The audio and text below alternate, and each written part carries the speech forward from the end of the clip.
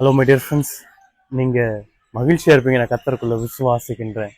இந்த புதிய நாளில் நாம் அநேக காரியங்களுக்காக ஜெபம் பண்ணிக்கிட்டு இருப்போம்.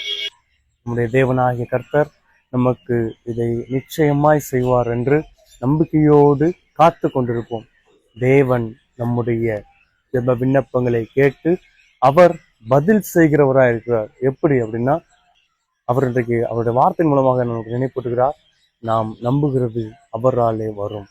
நாம் எந்த காரியங்களை நோக்கி சிந்தித்து கொண்டிருக்கிறோமோ, என்ன உயர்வுகள் வேணும், எப்படி ஒரு நன்மை வேணும், இப்படி ஒரு ஆசீர்வாதம் வேணும்னு சொல்லி நம்ம சிந்தித்து கொண்டிருக்கோமோ, அந்த சிந்தனையை, அந்த நம்பிக்கையை கர்த்தர் கனம் பண்ணுகிறார்.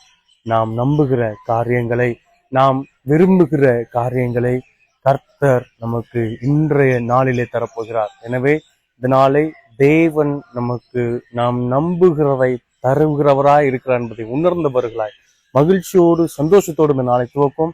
தேவன் தாமே நம்மை ஆசீர்வதிப்பாராக. God bless you all.